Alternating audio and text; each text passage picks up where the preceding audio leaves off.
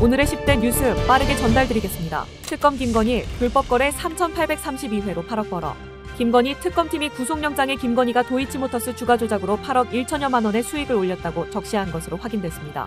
특검은 이를 위해 통정 가장매매 130회를 포함해 총 3,832회의 불법 거래를 했다고 판단했으며 죄질이 매우 불량해 엄단할 필요가 있다고 강조했습니다.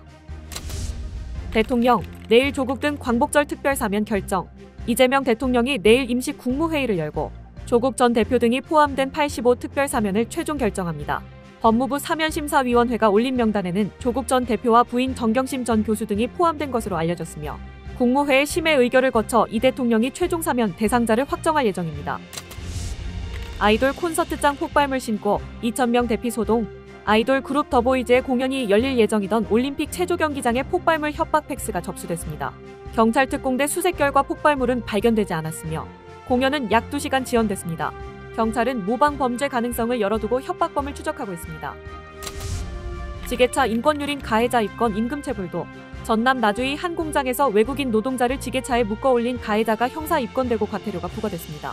이재명 대통령까지 야만적 인권침해라며 엄단을 지시한 가운데 고용노동부 근로감독 결과 해당 업체가 3천만 원에 가까운 임금을 체불한 사실도 추가로 드러났습니다. 미국 관세 특례 일본에도 적용 일단 한숨. 일본 언론들이 미국이 이유에 이어 일본에도 관세율 15% 상한 특례를 적용하기로 했다고 보도했습니다.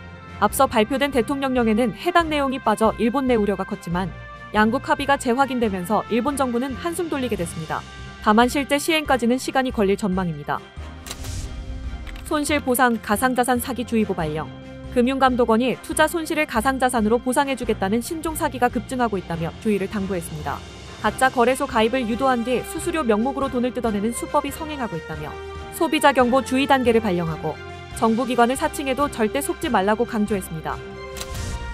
전환길 놔두면 당 망한다. 국힘 내부서 부글부글.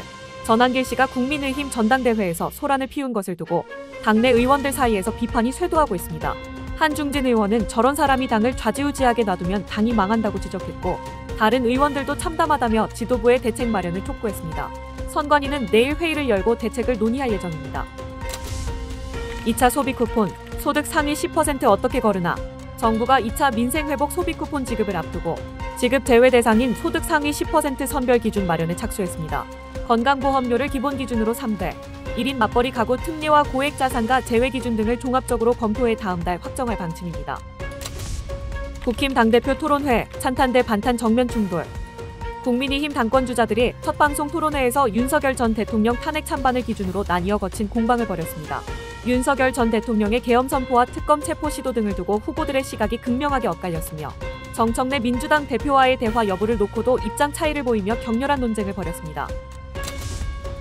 미국, 한국의 국방비 3.8% 증액 요구 검토. 미국 트럼프 행정부가 한미 관세 협상 당시 한국의 국방비를 GDP의 3.8%까지 늘리라고 요구하는 방안을 검토했던 것으로 드러났습니다.